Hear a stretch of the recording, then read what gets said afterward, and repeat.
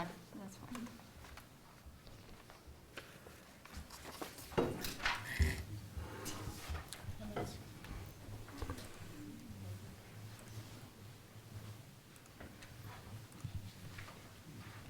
Dustin, you ready? Hold on.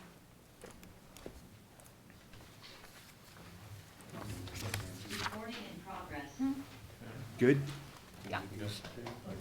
I don't think so, they were.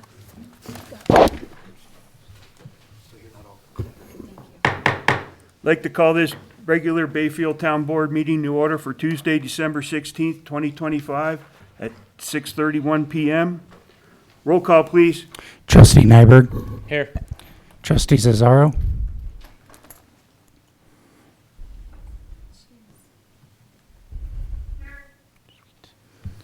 All right, Trustee Hartz. Here.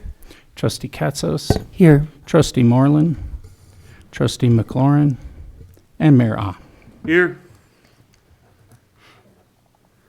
Let's all rise for the pledge. Pledge allegiance.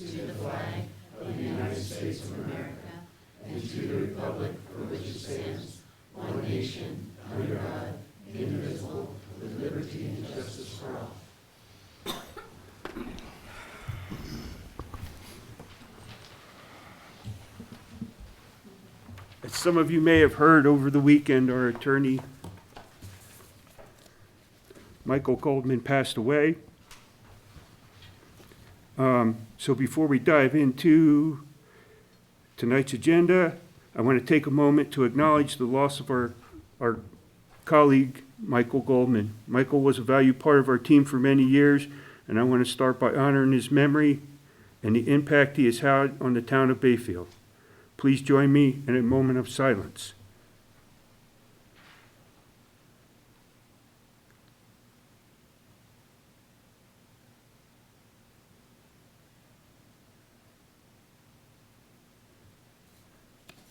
Thank you.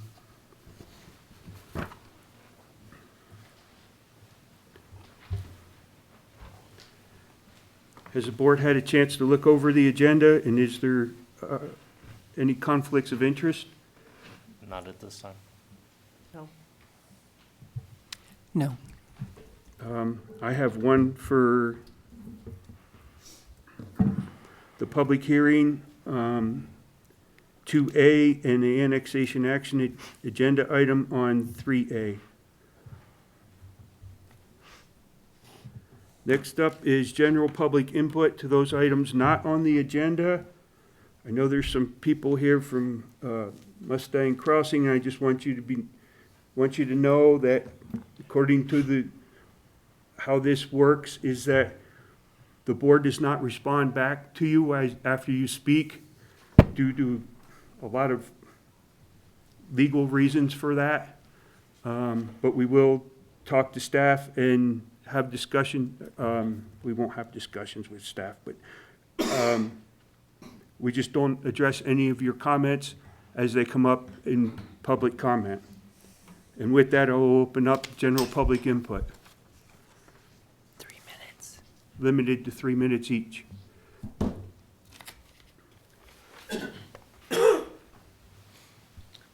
Thank you very much. My name's Robert Pachek. I'm here speaking on behalf of the contractors who have purchased lots in the Mustang Crossing subdivision. I've come in as a outside third-party consultant, looking at this through a neutral set of glasses. In evaluating everything that's gone on, the best way I could put this is a giant mess. Everybody needs to understand that the developers and so on were required to follow certain guidelines that the city put forward. Some of that failed. The contractor didn't build the water treatment system as originally designed, but they came back and fixed it. This is not new to me. This is not new to construction. Mistakes are made. People come back, fix things. But in turn, holding a permit hostage until such time other agendas are met is unethical and illegal. You have contractors that have, in good faith, bought lots from an approved subdivision who have not been able to go out and start their homes. Local livelihoods have been put in jeopardy. These contractors have lost a large amount of money. Their employees laid off, waiting for this to happen, to start work. This isn't right. In talking with some of your local officials, I've been assured that there is a potential remedy forthcoming. What I'd probably like to focus on more tonight is how to keep this from happening again. It's, in plain words, got to turn it up. There are a lot of people that have lost a lot of money because of bad decisions. How do we keep this from happening again? Bayfield's growing. We're looking for affordable housing. And we need to look at lessons learned. This is probably one of the classic examples of lessons learned. What do we do different in the future? Mistakes were made during construction. How do we remedy those? But mistakes were also made when government councils refused to give permits, or should I say re-inspections of items because there were outside influences. That's wrong. As long as somebody meets the requirements of the city code, of the county code, then permits should move on. The outside influences need to be put forth. If people are opposed to this subdivision, go after the developer. You had the opportunity during the evaluation of this development to voice your concerns. If they weren't voiced at that time, you can't come back multiple years later and reach out to state, federal officials and say, I don't like this, I don't like this, this is wrong.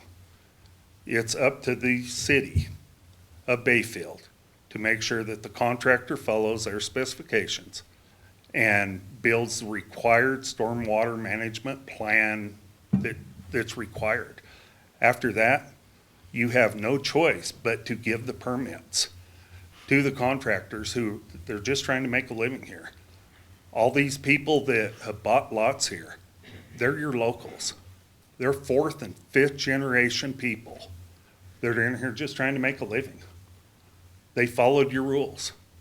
They've done everything right. And in this case, they've been held hostage. They can't get a permit. It's not their fault. We need to step back and reevaluate our processes. Right down to the construction management portion. We got to build what we said we're going to build. But then, Bayfield, you have to stand up and honor what the contractor was required to do. If he built it per code, you have no choice but to give that permit so they can continue building. Everything else is incidental. If there's outside influences, as I stated before, a surrounding landowner or something does not like this process and so on, that isn't between the builder and the outside landowner. That's between the outside landowner and the developer. And it's a completely legal and separate case. Lessons learned, we can all do better at this moving forward because development is not going to stop in this county.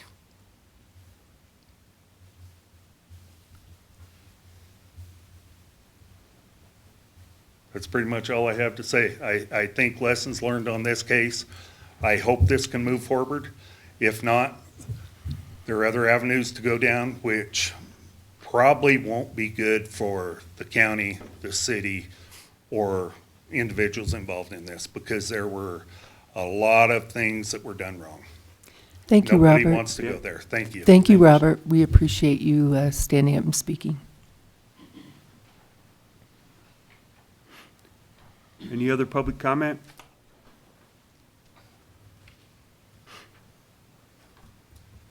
Okay, close the public comment portion. Next up is approval of the agenda. Has the board had a chance to look over the agenda? Yes. Mr. Mayor, I make a motion to approve the agenda. I'll second. Got a motion and a second. Any further discussion? Roll call, please. Trustee Nyberg, Yes. Trustee Cesaro, Trustee Harts, Yes. Trustee Katzos. Yes. And Mayor Ah. Yes. Next up is a public hearing for Bayfield Riverside annexation. You're in charge. Okay.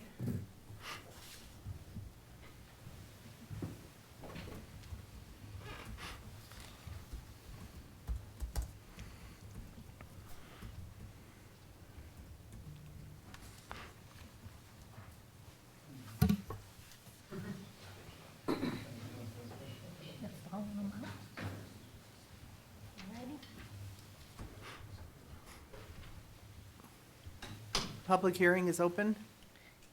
Good evening. Are you ready? Who is that? I'm sorry. Oh.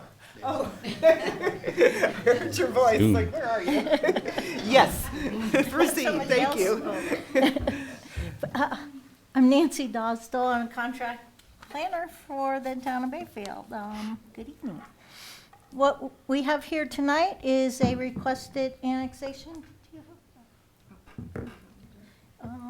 have- Requested annexation and initial zoning for 37.5 acres located on the northwest corner of Highway 160 and 501. Go to the map.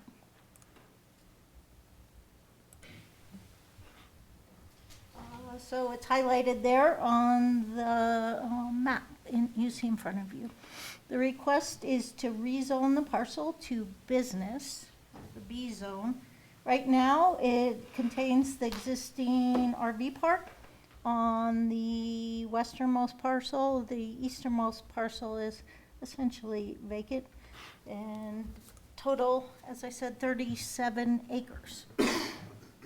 The business zone does allow RV parks along with a number of other general commercial type uses. The request is submitted by Bayfield Riverside SPE, also known as Outdoorsy. I think I went over that. They have not proposed any uses right now for the eastern parcel. The request, with an annexation, we have a couple of things to consider. The first would be whether or not it meets the statute as requirements and eligibility for annexation. I can walk you through all those, or I can simply tell you that it is eligible for annexation as far as whether it's contiguous to the town in an area, and community of interest exists. As far as the comprehensive plan, I found a number of goals that it appeared to align well with. Goal number 2 of encouraging infill development that's in proximity to amenities and services, contribute to the reduction of resource consumption. It specifically says identify and annex county enclaves along Bayfield Parkway, Highway 160, and County Road 501 that would provide a benefit to the town. Prioritizing development that's adjacent to existing utilities, citing new commercial buildings, including mixed use. Of course, this is possible future along Highway 160 and other primary corridors, so that they're easily accessible to areas of residents and visible to the visitors. So obviously annexing this parcel right at the intersection of 501 and the highway are certainly well within the goals of your comprehensive plan. Even adding to that, there's a goal to encourage tourism that focuses on enjoyment of Bayfield's recreational historic resources. So obviously an RV park fits in that also. So the request for the business zone, I'll go over that a little bit too. It does appear, or the zoning designation as requested is one of the zones that is appropriate for an RV park. Also, the business zone is consistent with the comprehensive plan that we were talking about of encouraging commercial development along the highway corridors. I did talk a little bit, you can skip over that one, the fact that some of the property is located within a floodplain. I now see that that map did not copy very well, and I didn't reproduce it. A portion of the RV park itself, the existing park, is located within the 100-year floodplain. Most of the rest of the property, that lighter color you're seeing in your staff report, is the 500-year floodplain where no regulations apply. So although the existing park has some areas of concern, most of the rest of the parcels would not have concerns from a floodplain, the future development standpoint. We did refer this out for agency comments. We basically received no comments from the only agencies that did respond to us. Just to make note for the public, any additional development on the property would be subject in the future to all provisions of the land use code, be it site plan or use by review. The Planning Commission reviewed this project last week and has recommended approval of the annexation. We have prepared for you a potential ordinance for annexation and initial zoning to the B zone. And do you have any questions? I do.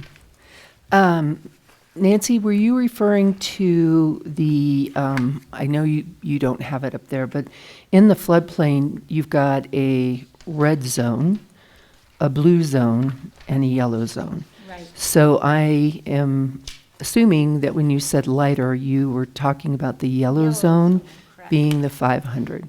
Yes. Are you aware of them experiencing any flooding, say, within the last 5 years within that RV park? Not me, but I haven't been here very long. Yeah, so okay. You might ask that. Okay, I'd like to know if they've experienced any flooding. If I'm to correctly read this map and everything in this town drains to the southwest, my concern would be, would we have stormwater infrastructure challenges through that 500 year, which, you know, we've seen 2 100-year floods within the last 5 years. So that yellow 500-year floodplain, I'm just wondering, because the town is well aware of some very expensive stormwater infrastructure that's either below standard or non-existent. And so I'm just wondering what sort of impacts we would have to be concerned about if we annex this property into town, and knowing that there's potential for flood issues that we would have to add to our stormwater infrastructure implementation. Any way you can answer that? Maybe. Okay. I'm not sure I understand the question, but should future development occur, Mm-hmm. say if you annex it and future development occurs, at that point you could address any impacts to stormwater with engineering studies, etc. I think bringing it into town with those challenges also gives you the potential to request easements, better control development than were it to remain in the county unincorporated. So it does seem that there's probably some advantages, even though there may be some challenges. Okay. Okay. Also, do we happen to know what their current sales tax revenue is that they generate for the county? I did not look that up. No. I'd just be curious.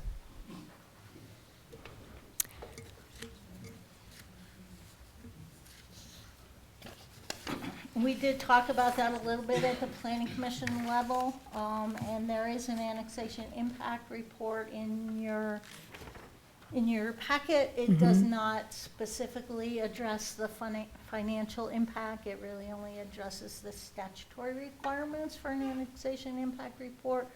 Generally, though, given that it's commercial use, there's no residence for school impact or any of that really, it's probably going to be a very positive fiscal impact of annexing this. I realized that. I was just curious if we had any idea what that is, especially if they were to go ahead and develop that eastern part of it in the future. You know, what we could expect as far as costs to the town to, you know, build that infrastructure should we need to, with any additional utilities and that sort of thing.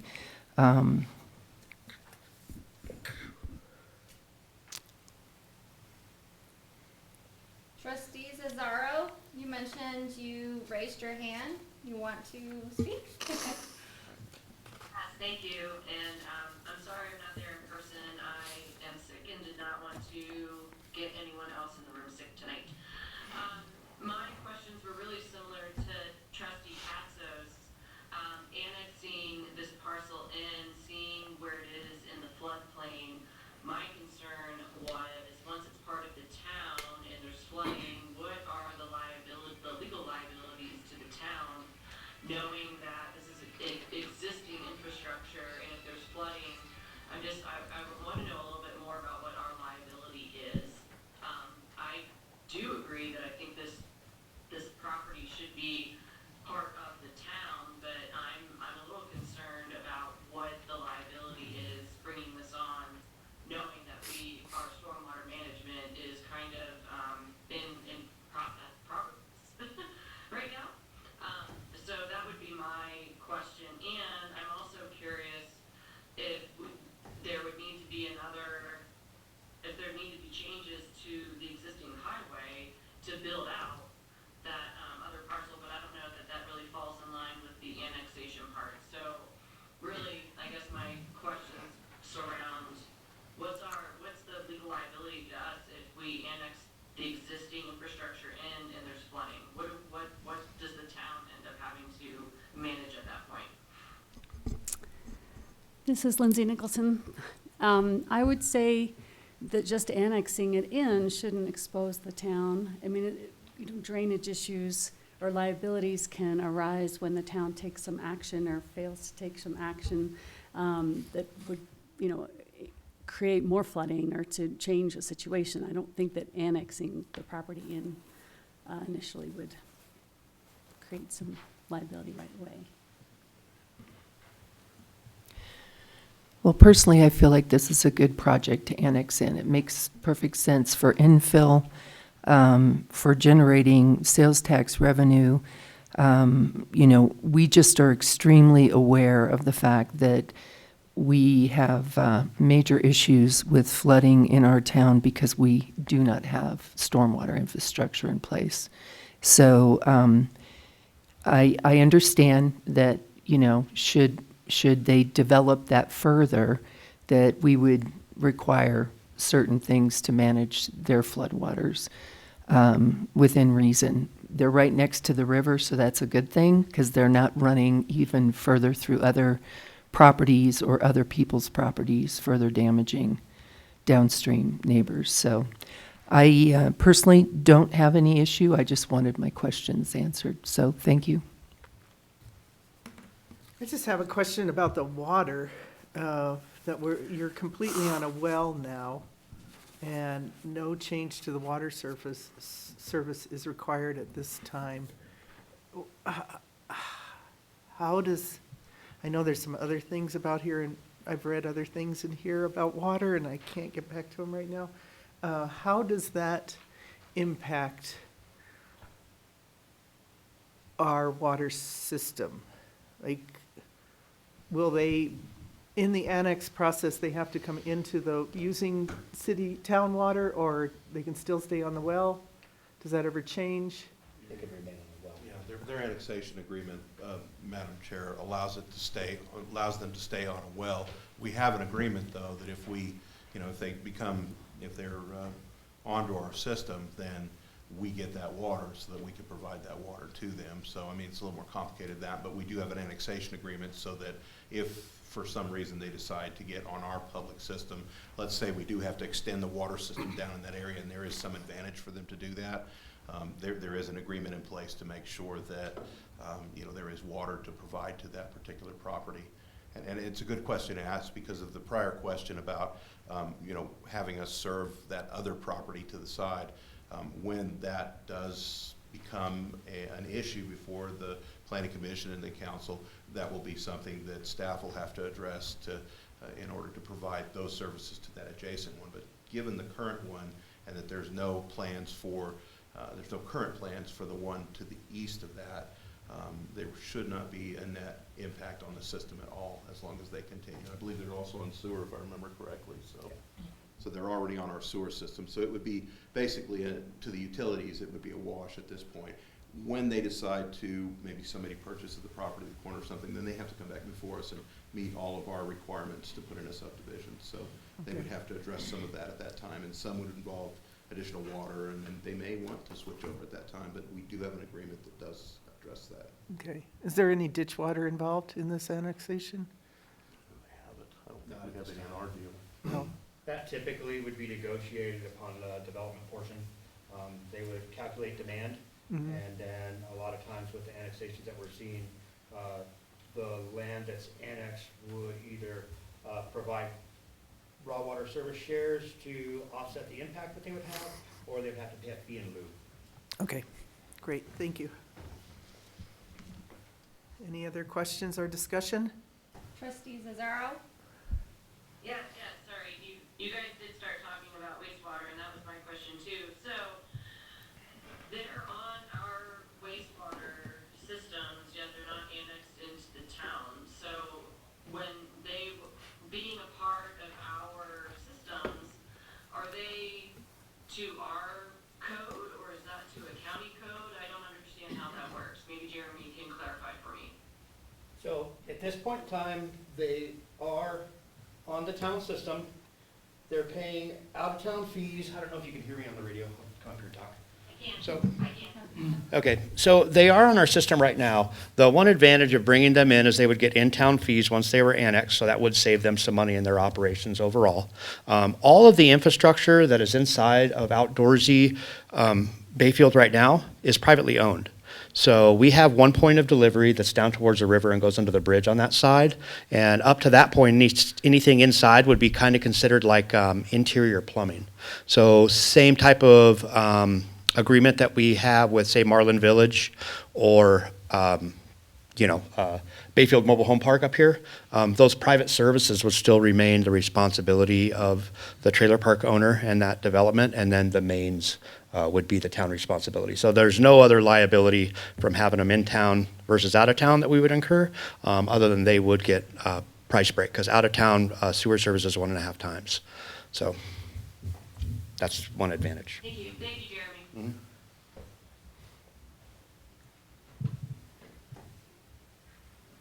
Any other discussion? I'm looking for a motion. You need to close the public hearing.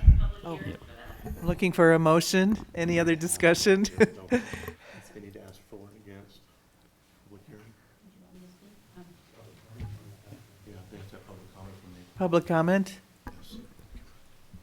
those for and those against. Good evening. Naomi Reese, agent for the applicant. Sorry, I'm throwing my glasses around. Thank you for the opportunity to annex into Bayfield. Our petition is fully compliant with state annexation statutes. The parcels along Highway 160 represents a natural and appropriate extension of town boundaries, and the proposal directly supports the priorities established in the Bayfield Comprehensive Plan. The plan recognizes that any increase in sales tax revenue is a net positive for Bayfield, And this annexation provides that benefit through an operating business becoming part of the community and providing revenue on day one. Additionally, you'll see coordination of land use along a critical corridor and greater tourism infrastructure through an existing lodging facility. There are no current plans for future development of the east parcel, even at a conceptual level. Future submittals will be consistent with the approved annexation, ordinance, plat, and agreement, and of course, the code. At this time, our only goal is to annex the property into the town of Bayfield as it currently is today. Bayfield Riverside is eager to formalize our role as a contributing member of Bayfield. We view this annexation as advancing shared goals, strengthening the town's economic foundation, supporting thoughtful growth management, and enhancing overall community prosperity. I was taking notes as you were asking questions, and I will try to respond to the ones that are maybe still outstanding, the first one being flooding. There was no issue with flooding during the recent floods. And, of course, if we're talking about 500-year floods, we have no idea. But there are, as the Planning Commission also asked about manhole covers and stormwater drainage. And John Iwanicki, who's the property manager, can get up and speak to that further if you have additional questions. But there are 5, I think you said 5, right? 4 manhole covers on the property already. And then, of course, if anything develops on the easterly parcel, those we would be addressing drainage and any infrastructure needs at that time. Let's see, potential for flood issues. I don't think there are significant potential for flood issues here. We just had a 100 to 500-year flood, and nothing happened on this property. The sales tax revenue, there was a question about that on the eastern part. What was your question about that? I just was Trustee curious Campos? what you pay currently to the county in sales tax revenue. I am not sure about that number, but I Okay. can certainly send that information to staff and let them know. I would say that this is a fairly successful business, and it's probably something that will be significant for the town of Bayfield. And then, of course, additional sales tax revenue from whatever happens on the easterly parcel, which is not likely to be a subdivision in that location. It's much more likely to be a commercial enterprise of some sort. And at the Planning Commission hearing, there was a mention of that could be a used car lot. Absolutely not. Just saying that here. Cost to build the infrastructure, I would assume that that would be passed on to the developer 100%. I cannot imagine any scenario where somebody comes in with a development proposal and expects the town of Bayfield to pay for infrastructure. I've never heard of that happening. Maybe it does, but not in my world. So you answered the liability and the water well. I think we answered those questions too. If the easterly parcel develops, likely the entire property will come on to central water. Do you have any questions? I appreciate your consideration and, of course, respectfully request your approval. And if there are any concerns voiced by members of the public, I would reserve the right to come back up and respond to them. Absolutely. Thanks. Thank you.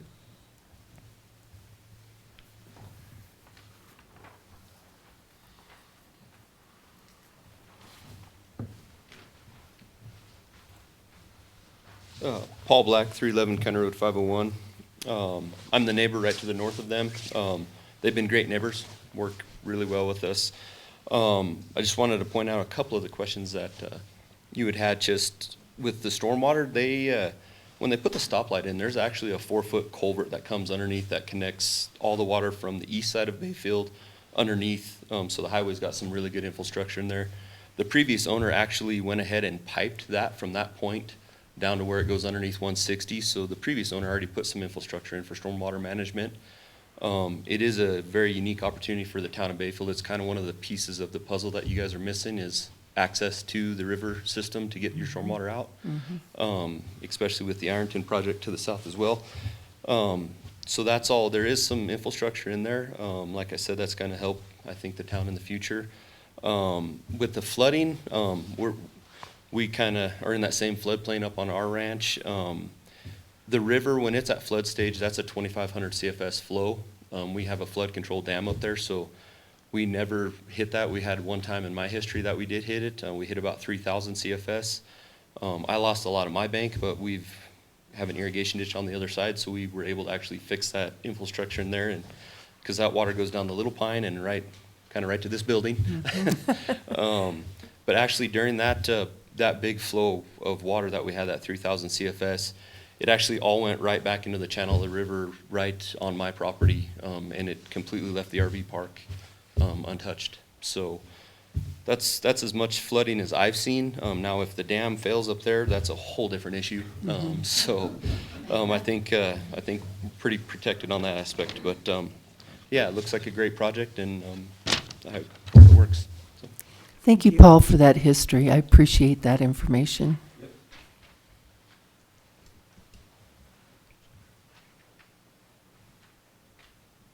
Any other public comment, questions?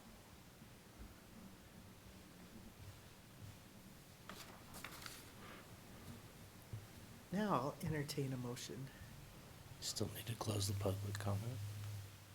Closing the public comment. Now I'll entertain a motion. Madam Chair, I would make a motion that we approve the Bayfield Riverside Annexation Ordinance 514. I will second that. I have a motion and a second. Roll call, please.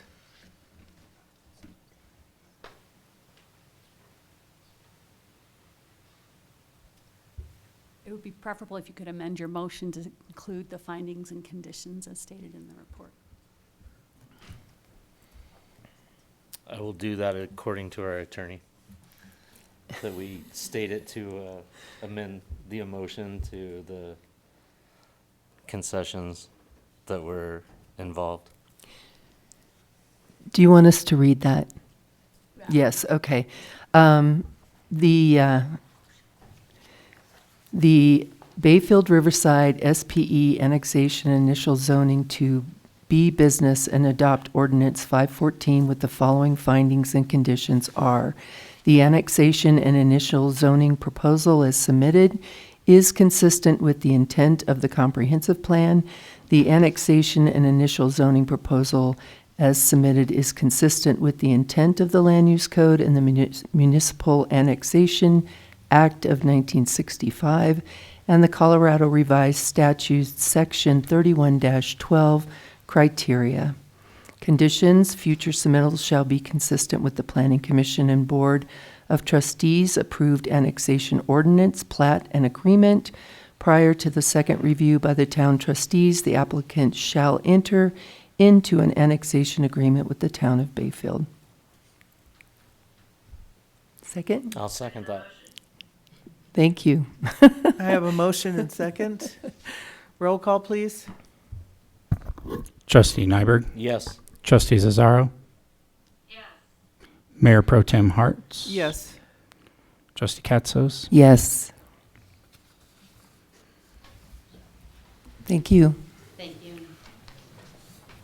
Thank you.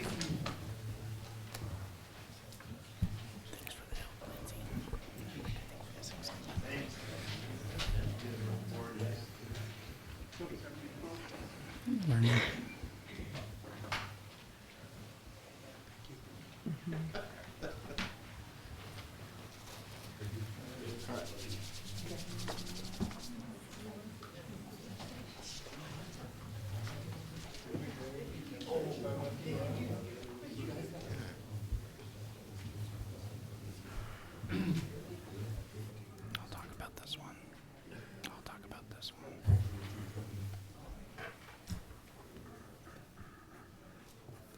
So we're on 4A, right? That is correct. It's weird coming back in. Okay, next up is the action agenda First is the Planning Commission appointments of Mr. Bucky Ransford and Mr. Vaughn Morris. Mr. Mayor, I would like to make a motion that we appoint both Mr. Bucky Ransford and Mr. Vaughn Morris to the Planning Commission. And I will second that. I got a motion and a second. Is there any further discussion? Roll call, please. Trustee Nyberg, Yes. Trustee Zazzaro, Trustee Harts, Yes. Trustee Katzos, Yes. and Mayor Ah. Yes. Congratulations, fellas. Welcome.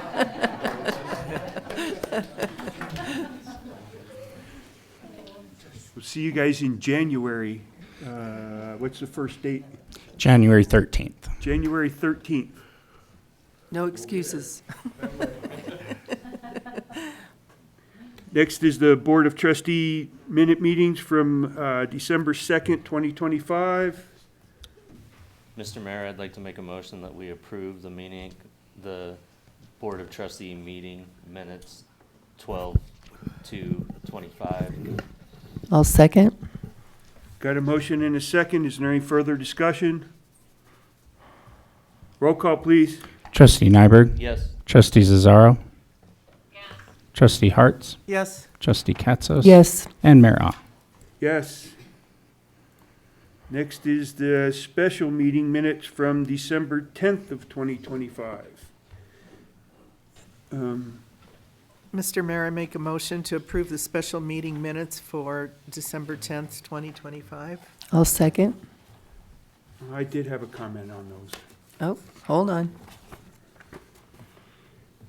So somewhere in the discussion, under the general public input, there was a discussion that we move this to the next planning meeting in January, which we just said was the 13th.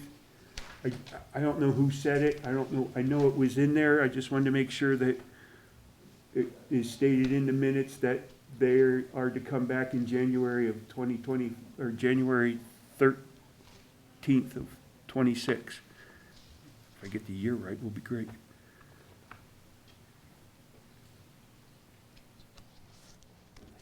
I know somebody said it. I don't remember who. I think the applicant even asked for it at that point, says, so I am good for the January Planning Commission meeting. Oh, that's right. Jeremiah said that. Yeah, I'm pretty sure Jeremiah said that, and You can approve with that amendment. I can amend that in there. Mr. Mayor, I'd like to make a motion to approve the special meeting minutes for December 10th, 2025 with the addition of the amendment as stated. as stated. I'll second that. Got a motion and a second. Any further discussion? Roll call, please. Trustee Nyberg, Yes. Trustee Zazzaro, Yes. Trustee Harts, Yes. Trustee Katzos, Yes. and Mayor Ah. Yes. Next is the Police Department 2026 budget carryover. Yes, we haven't started the Stone security build for security for this facility.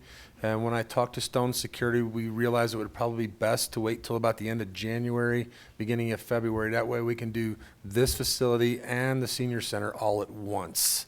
And that way we can get everything online at one time, and they only have to make one trip out here to do the entire build. So those monies, we're requesting to move from the 2025 budget into 2026 when we start the build. Those funds have actually already been moved in the budget that you approved. Right, so we already, Along with Jeremy's projects and stuff like that that have already been. So you've already, we don't need approval on this, he's just making you aware. Okay. Thank you, Chief. it was approved last week when we approved, at our special meeting when we approved the budget. Okay.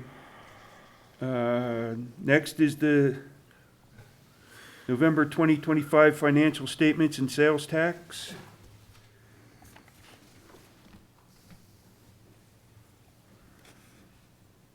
I don't have anything to add unless you guys have any questions on the financial statements. Any questions from the board? Not at this time. No. Nope. Looking for an acceptance? Yes, Mr. Mayor, I would make a motion for accepting the November 2025 financial statements and sales tax as presented. I'll second that. Got a motion and a second. Any further discussion? Roll call, please. Trustee Nyberg. Yes. Trustee Zazzaro. Yes. Trustee Harts. Yes. Trustee Katsas. Yes. And Mayor Ah. Yes. Department reports and discussion items. Police Chief Hoagay's retirement. Good evening, Mayor and Board. It's been a pleasure being here for 2.5 years. I think I've hopefully worked to your expectations and goals and how to make our police department professional. Life happens, and I guess 2-year-olds and 1-year-olds are calling me back to the root, to the nest back home. Sometimes you just can't ignore their screams or hugs, but it's one of those is that I think I'm young enough to go back and enjoy them and not old enough to forget them. So I think that was a decision my wife and I made. It was a long vacation trip trying to figure out our next goals, and it was a tough decision, but it's one we came to that we don't regret, and we want to do this. I'm sorry, but we do have a contingency plan in place. I worked with the town manager. I'm going to hopefully stay until about May 10th and May 11th, and hopefully that'll give us enough time to search and find a qualified candidate to continue on with the direction that we have built on. And our team is intact. We do have some departments that are trying to poach, but we've had meetings with all of our employees, and right now they're all backing us to stay. So the contingency plan is to hopefully recruit or advertise, recruit, bring someone in and continue with this. And we do have plans. Our Brooke just started today, was her first day. She's amped up and ready to go. All the other employees are understanding what my decision was and why. And so they're supporting me and I support them. So I'm up here basically just to kind of give a little bit of an explanation, but if you had any questions, I'm more than happy to answer. I don't have any questions, but I just want to thank you dearly for your service. You've been a wonderful addition to this town, and I've seen the changes and the improvements you've made, and I know your team has really enjoyed working with you. So I'm sorry to see you go, but boy, do I get that call. Man, I hear you. I got those grandbabies in California, and it's getting harder and harder to get back there to see them on a regular basis. So I wish you so well with all that. I appreciate it, and I also didn't want to tease the Ludwigs while I was up here either. You know? But no, the community, the people here, I love them, and I appreciate everything that happened here. Well, thank you, Chief. We appreciate you being here for the last 4 years, and I 2.5. wish you luck.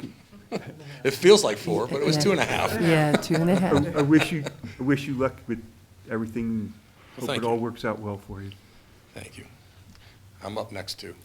Yep. I gave you my November monthly.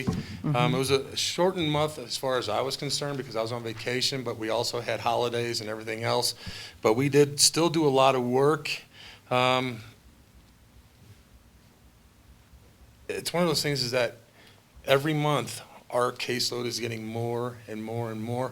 We put on basically just traffic. We don't tell you a lot of the criminal investigations that are going on because we have to keep them to ourselves until we have it solved or we have disposition of the case.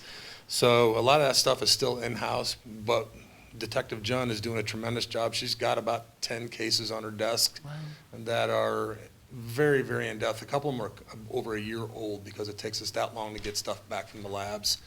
But she's got several cases on hand. We are working on them. We just had a couple fraud cases coming in that were very, very high dollar that we're working with the district attorney's office on and everything like that. But we can't really go into who it is, victims and so forth like that. But I always tease some of the board members that for Bayfield, we got some big city issues, but we're dealing with them very well, and we are very attentive to the town's needs, and we're making sure that we are providing the safety that the town deserves.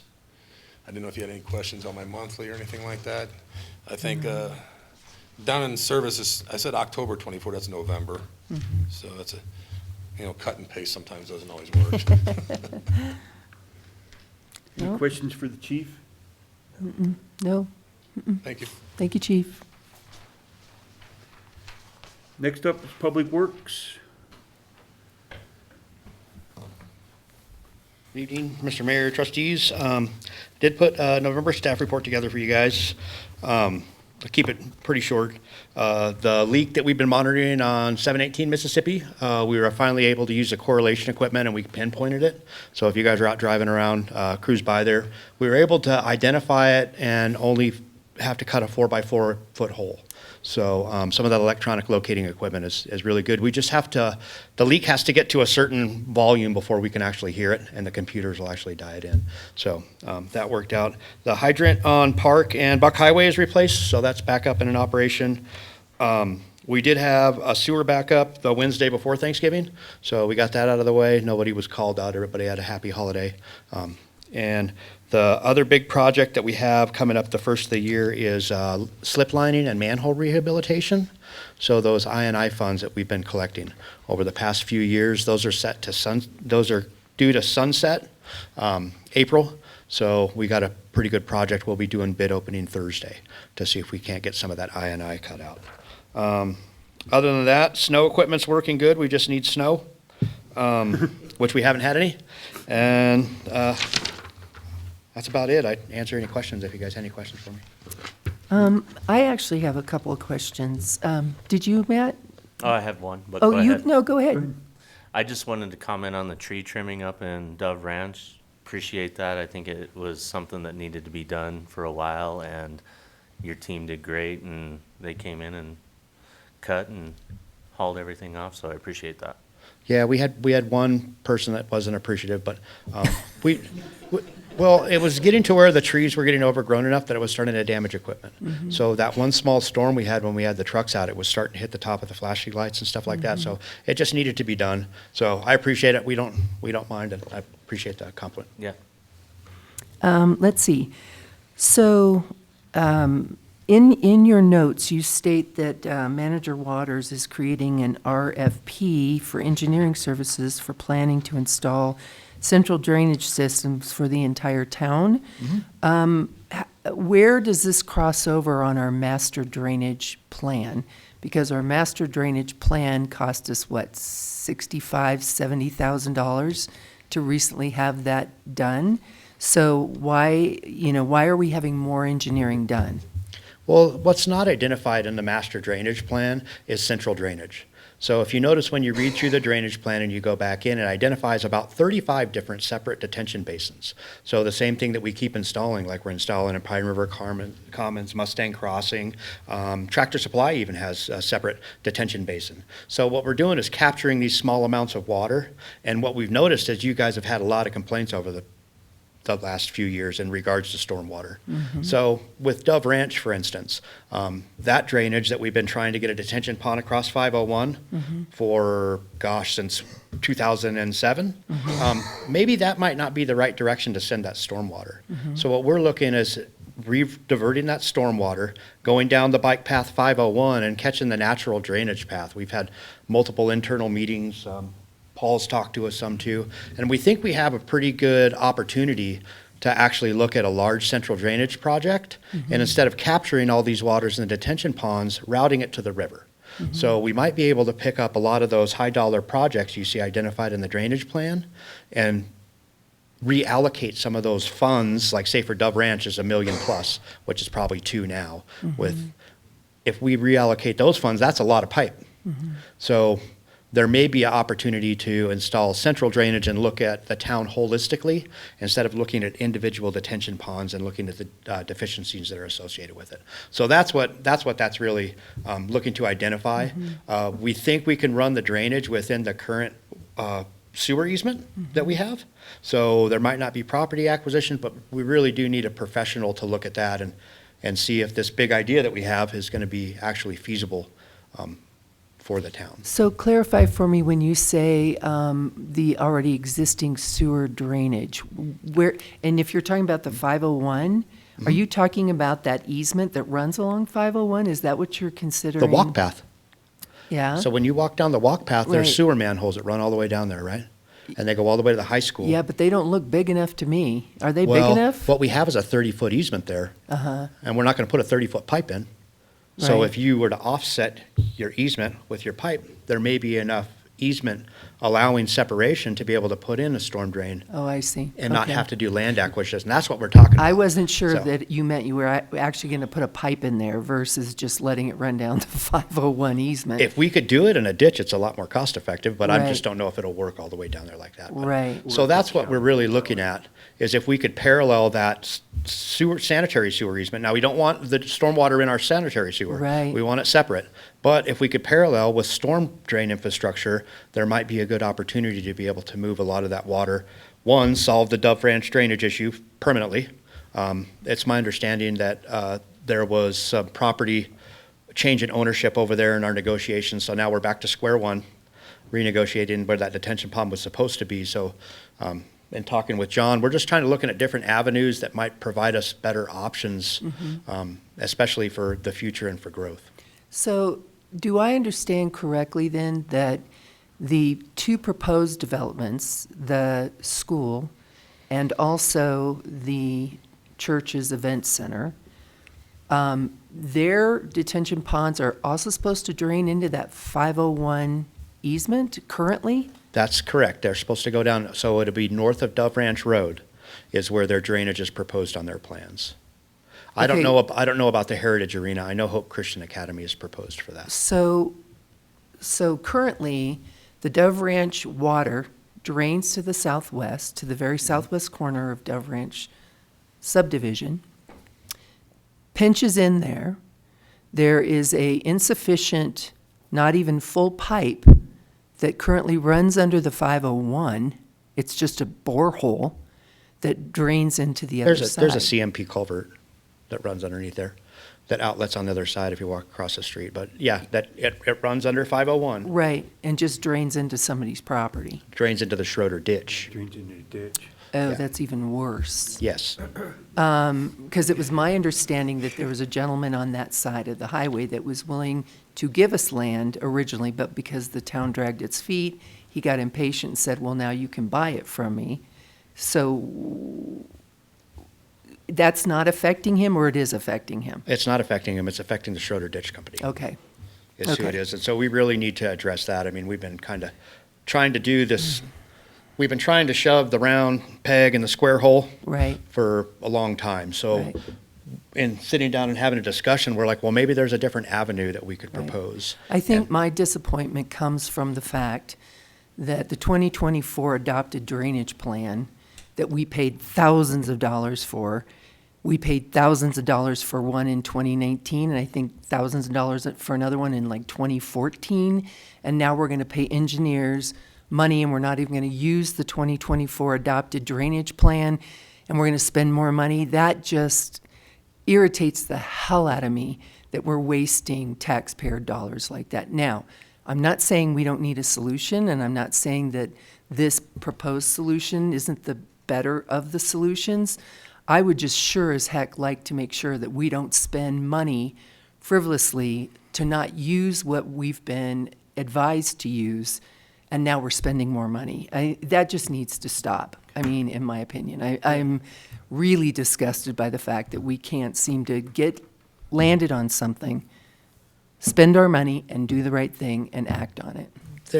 They did land on a solution, and that solution has proven time and time again not to be feasible. So with a different property acquisition that we're looking at now with land prices, I don't know. And that's what we're really trying to determine. So I understand. that's kind of what that professional services agreement that we're looking at right now. And this might not be feasible, I don't know, but somebody needs to look at it and see if this is a direction that we may bring back to the board and ask to pursue. Gotcha. Okay. So, since that all was access in my subdivision, which is Bay Estates, where are you gonna get that water to run to? Instead of, you can't use, next year I won't be able to put a garden, because with that water coming down, it ruined my backyard. Well, in the whole proposal, what we're looking at is we would run that water down 160, down to the Pine River. So over to Eight Corners. It's pipe, but that's where the direction that I'd need to go. And we don't know. This is all just preliminary. That's a big idea.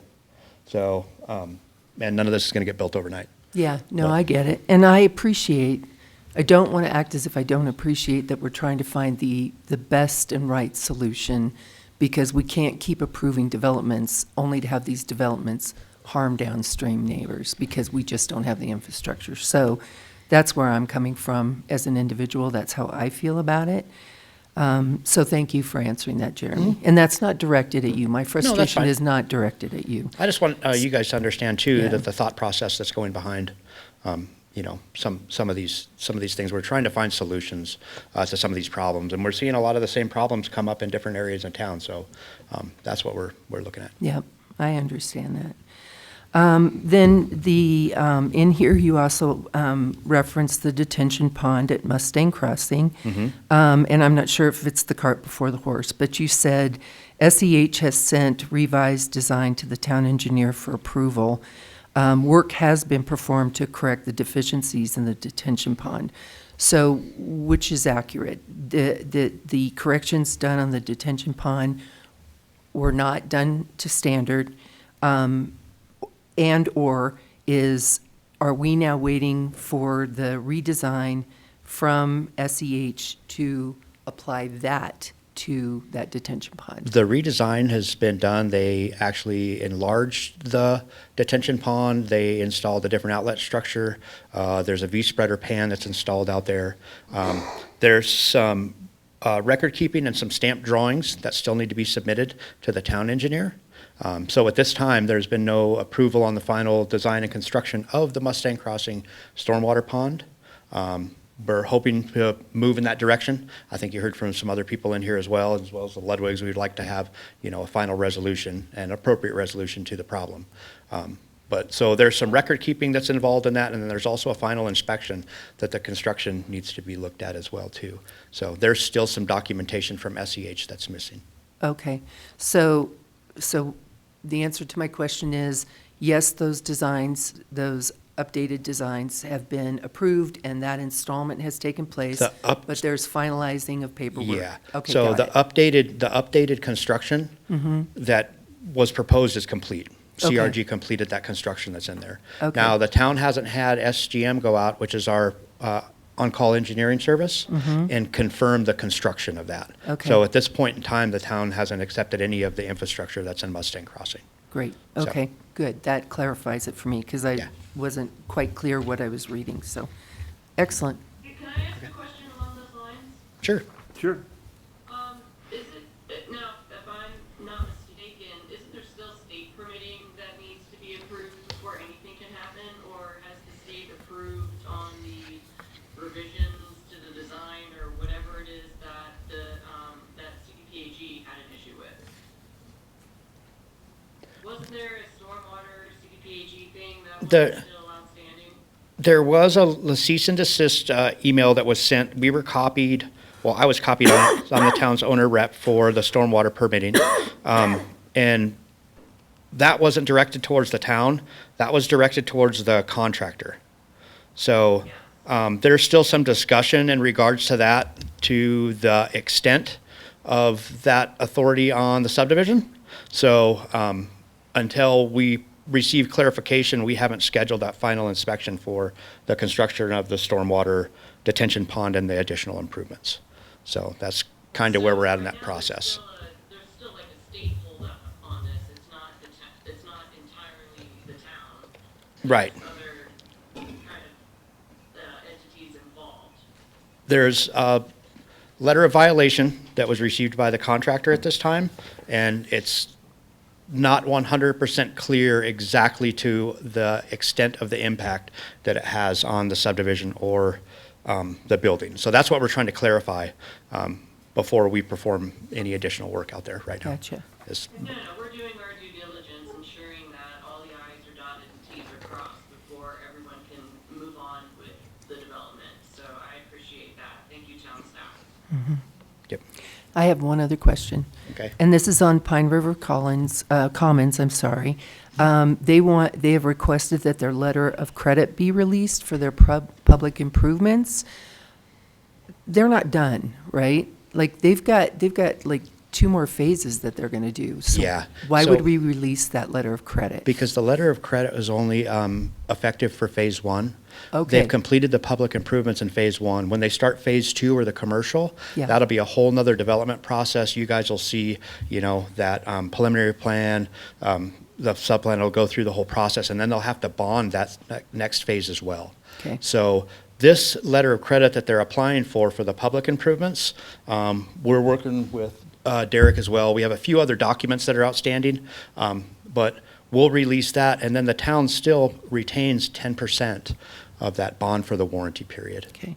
So, Okay, that's what I wanted to verify, was that they Yeah. were gonna have to take out another letter of credit Yep. for each phase. Perfect. Yep. I wanted to make sure. Okay, thank you. all right, thanks. Any other questions?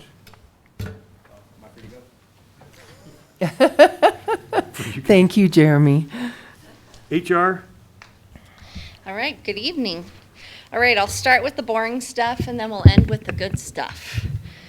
All right, so past couple weeks, I'm really working with the payroll department for all of our changes for 2026. There's a lot of para FPA changes, COLA increases, a lot of GL code changes since every position has a different GL number. So I'm really trying to do as much as I can in front of it so we don't have any craziness that happened last year, and really just trying to stay on top of that. So that's kind of my big project that I am working on right now. You probably heard Sarah, unfortunately, they moved to Montana. So we have the office manager secretary position open, and we hope to have interviews on Thursday. So we're hoping to get that position filled as soon as we can in January or early February. We had the holiday party. We had about 5 out of the 7 board members show, so thank you so much for those that could attend. We probably had about 25, probably seemed a little high, but it was kind of a lower staff turnout, but I thought we had a really good time. One of the things that we did do this year that was different is we did a sponsorship for the Bayfield School District. Our goal was to raise $500. We had 3 kids that we were going to support. We raised $620, so we were able to divide that money through 3 Good. kids. In addition, our hope was that we could donate them Christmas dinner, each family a Christmas dinner, and Mayor Awe suggested I go to the grocery store and talk to Paul Peoples, and he said he would donate 3 meals for these families. So tomorrow morning, the mayor and I are going to pick up the meals. I've got all the gifts, and we are going to take the gifts to the school district. So just want to thank staff and also the board members for your donations, and we're going to bless some families this year. So just want to Great. say thank you. Any Thank you. questions? Yes. Any questions? Did we get a lot of applicants for the, We got about 38. oh, good. Yeah. Good. Okay. Thank you. Any other questions? Okay, thank you. Board of Trustee reports. I don't have anything at this time. I've been having conflicts with planning. For some reason, all my projects are coming up, so I haven't been there. Next up is Trustee Hart's, Nothing for me. Trustee Katsos, I have nothing at this time. Trustee Nyberg, Nothing at this time. and Trustee Cesaro. I would just like to share from a Chamber of Commerce perspective. First, I did share with the Bayfield Chamber of Commerce the resolution where they could donate their money and we could work with them to give it to organizations. So that was shared. And the Southwest Colorado Rocks, they changed Durango Rocks to Southwest Colorado Rocks.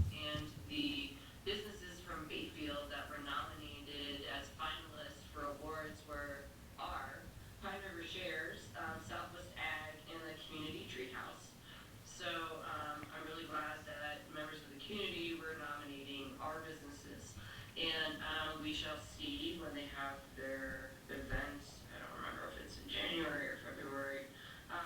We'll see who wins for Bayfield. So that's all I have. Cool. Okay. Upcoming dates of interest, there's trustee meeting on January 6th, planning commission on the 13th. Reminder that the town offices will be closed on December 24th and 25th, and at noon on the 31st, and then closed on January 1st, not December 1st. And with that, I'd like to wish everyone a Merry Christmas and a Happy New Year, and hope you all have a great year and holiday season. I'll adjourn this meeting at 7:41.